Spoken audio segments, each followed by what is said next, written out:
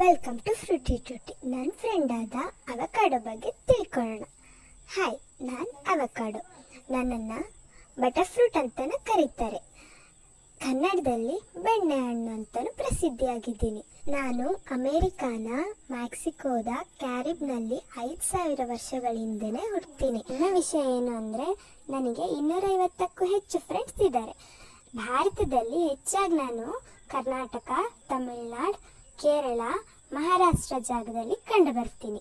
ನನ್ನಲ್ಲಿ ಹೆಚ್ಚಾಗಿ fibre, potassium, vitamin B12, vitamin E, monounsaturated fatty acid, antioxidants, ಇದರಿಂದ ಒಳ್ಳೆ ಆರೋಗ್ಯಗಳನ್ನ ಪಡಿಬೋದು. ನನ್ನಲ್ಲಿ ವಿಟಮಿನ್ ಎ, ಬಿ, ಇ, ನಾರು, ಪೊಟ್ಯಾಷಿಯಂ, ಹೆಚ್ಚಿನ ಕೊಬ್ಬು, ಕಮ್ಮಿಯ ಕ್ಯಾಲೋರೀಸ್ ಅಂಶವನ್ನು ಹೊಂದಿರ್ತೀನಿ. ಹಣ್ಣನ್ನು ನಿಯಮಿತವಾಗಿ ಸೇವಿಸೋದ್ರಿಂದ ನಿಮ್ಮ ಕಣ್ಣಿನ ಸಮಸ್ಯೆಯಾದ ಕ್ಯಾಟ್ರಿನ್ ಮತ್ತು ಇತರ ಕಣ್ಣಿನ ದೋಷವನ್ನು ದೂರ ಮಾಡಿ ಕಣ್ಣನ್ನು ರಕ್ಷಿಸ್ಬೋದು. ನಲ್ಲಿ ಪಾಲಿಕ್ ಆಸಿಡ್ ಮತ್ತು B6 ಅಂಶ ಇರೋದ್ರಿಂದ ಹೃದಯ ಸಂಬಂಧಪಟ್ಟ ಕಾಯಿಲೆಗಳನ್ನ ತಡೆಗಟ್ತೀನಿ. ಸಕ್ಕರೆ ಮಟ್ಟನ ನಿಯಂತ್ರಿಸ್ತೇನೆ. ಮೂಳೆಗಳನ್ನ ಗಟ್ಟಿಯಾಗಿಡ್ತೀನಿ. ನಿಮ್ಮ ಬುದ್ಧಿಶಕ್ತಿನ ಹೆಚ್ಚಿಸ್ತೀನಿ. ನಲ್ಲಿ ಹೆಚ್ಚಾಗಿ ಪೊಟ್ಯಾಷಿಯಂ ಅಂಶ ಇರೋದ್ರಿಂದ ಅಪಾಯಕಾರಿ ಕೂಡ ಹೌದು.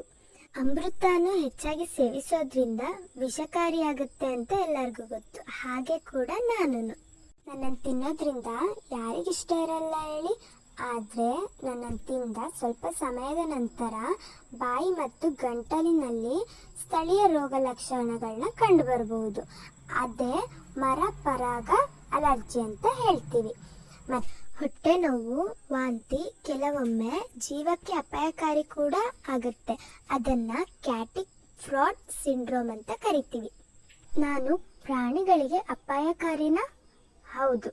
ನನ್ನಲ್ಲಿ ಇರ್ತಕ್ಕಂಥ ಎಲೆಯಲ್ಲಿ ಪೆರ್ಸಿನ್ ಎಂಬ ವಿಷಕಾರಿ ಆಸಿಡ್ ಹೊಂದಿರೋದ್ರಿಂದ ಬೆಕ್ಕು, ನಾಯಿ, ದನ, ಆಡು, ಮೊಲ, ಇಲಿ, ಪಕ್ಷಿ, ಮೀನು, ಕುದುರೆ ಸೇವಿಸೋದ್ರಿಂದ ಹಾನಿಯಾಗಬಹುದು ಅಥವಾ ಸಾಯಬಹುದು. ಇದೇ ಥರ ಯೂಸ್ಫುಲ್ ವಿಡಿಯೋಸ್ಗೆ ಸಬ್ಸ್ಕ್ರೈಬ್ ಮಾಡಿ ಹಾಗೂ ಲೈಕ್ ಮಾಡಿ. Thank you for watching.